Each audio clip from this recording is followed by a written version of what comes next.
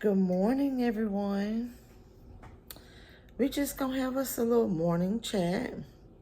It was something I wanted to discuss yesterday, but I was a little exhausted, did some traveling, so I watched a little YouTube and took it to bed.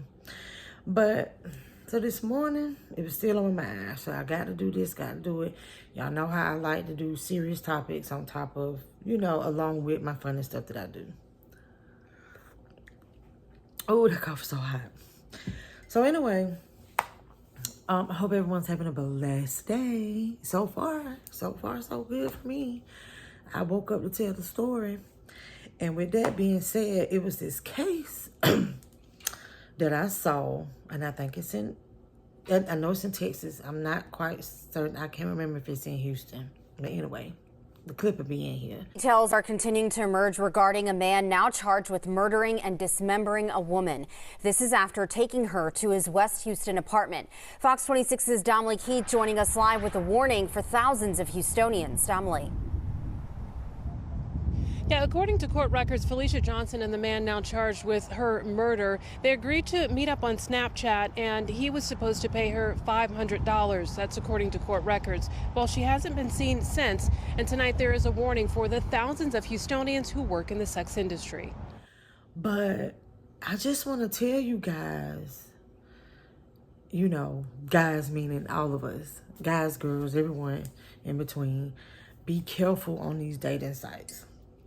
I know there had been a few times I've said I'm thinking about going on these dating sites. And, there was a time that we was concerned about a fellow YouTuber because she uses dating sites, right? And I was just like, when I looked at this poor thing, I think she was supposed to be paid some money for her services, but they called, but at one point they called a dating site, another time they was calling an escort situation. But anyway, she goes meet this man at his house. Now see, I know I wouldn't do that on the first date. We're gonna have to go somewhere public, and then next thing you know, her body's missing. They know her body has been dismembered.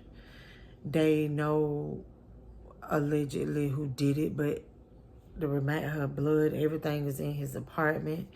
He bought all the stuff to saw. Chukwuebuka Uwabado is now charged with murdering and dismembering Felicia Johnson after investigators say her blood was found in his apartment. Court documents show she was last seen April 16th leaving her hotel in an Uber paid for by Uwabado. On April 17th, investigators say he bought a handheld and a power saw, towels and trash bags, and according to court records, even as Uwabado searched the internet for things like can bleach destroy DNA? And it's sad because you never really know a person's situation and why they do certain things that they do to make ends meet. So I would never judge them on that. But this is a serious situation, and at this point, this person is still on the loose, They just know who it was. Like, y'all just check it out. Just be careful, be mindful. Talk to your children, talk to your loved ones about it. Drive home. Let the murder of 24-year-old Felicia Johnson be a learning lesson, and don't think it can't happen to you. This is what I'm going to say. Whenever I would go on dates, believe it or not, I'm a YouTuber, but I am a pretty private person. So I still, whenever I'm going on a date, it could be the simplest of things, but especially if it's somebody the first time, I'm telling somebody where I am. And if y'all have locators on your iPhones, turn them on. Somebody need to know where you are. And even if you don't have an iPhone, download these apps. Get you a locator app.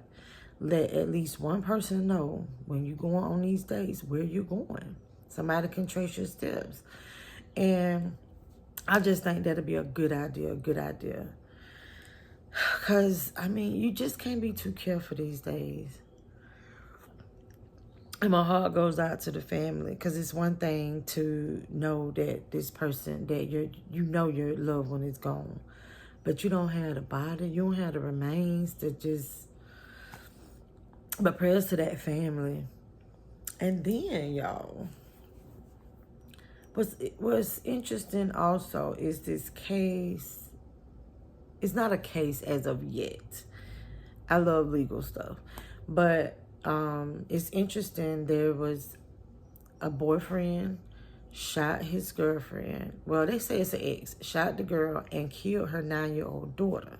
First tonight, we are learning and we are hearing from the grandmother of a 9-year-old girl who was shot and killed Monday night. The girl's mom was also shot but survived. Now, what he did, what word am I looking for? I don't know, but anyway, what he allegedly, but anyway, so he called the news station and gave them like a little interview before he was turning himself in, saying he didn't do this. He was at the store minutes before this could have happened.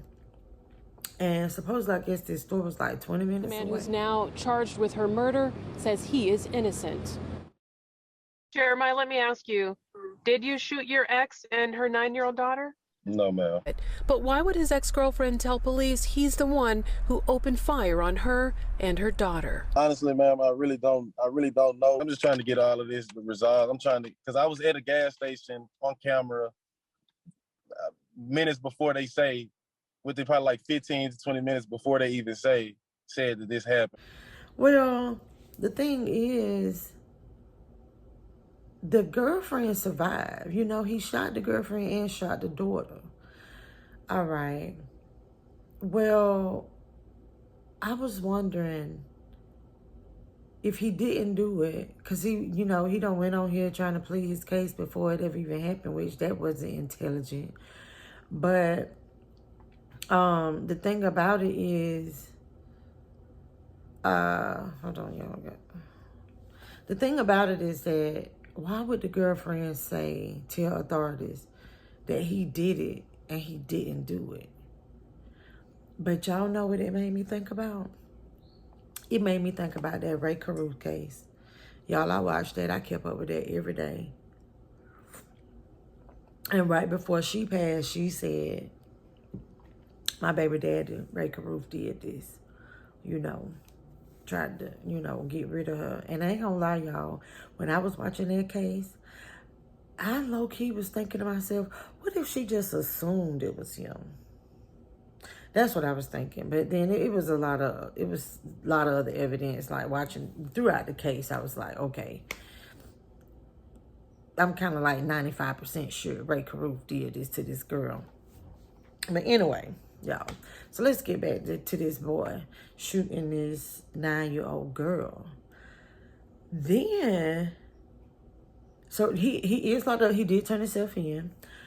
But so I was watching another clip, and the little girl grandma is like, what happened is, he came in the house, he wanted his TV, came in the house, snatched his TV out the wall, shot the mama, then went to the room and shot the girl. He says her ex-boyfriend, Jeremiah Jones, came in, demanded his television, ripped it from the wall, and placed it near the front door. Court documents say Brittany handed over her cell phone after he ordered her to, and, quote, he immediately walked back to the bedroom where Kylie was. Brittany heard 2 gunshots, saw Jones exit the bedroom. He shot her, then left the apartment. So see, y'all, I'm thinking that maybe what happened is he shot the mama, and because I don't want to quote it wrong, shot the mama in the arm, and then the little girl had been shot in the head. And I was like, well, maybe I'm thinking it's a situation of the girl, or the little girl had been there and just, it was accident. But I'm like, well, what were you doing back there to shoot that little girl? Y'all think he did it? He claiming he didn't. But I want to say this. Whenever boyfriend, girlfriends, husbands, wives, whatever, whenever you are getting in a heated dispute and your children are around, separate yourself from them. Separate yourself from them. Be mindful, be careful.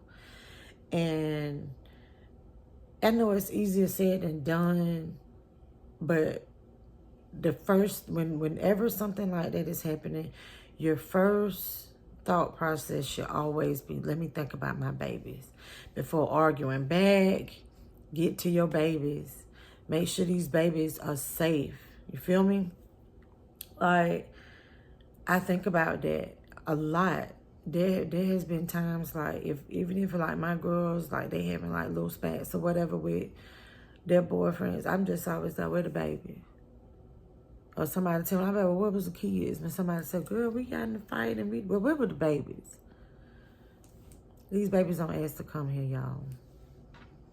And my heart goes out to this family. His apartment just last week with a gun and threatened to kill her. This grieving grandmother says she plans to fight for a law to be put into place in her granddaughter's honor that would make the punishment for repeated threats carry the same weight as if they actually carried it out. She reported the threats. You're saying if there was a law in place that would crack down on even threats, her daughter would have been saved. Your granddaughter would have been saved. Exactly.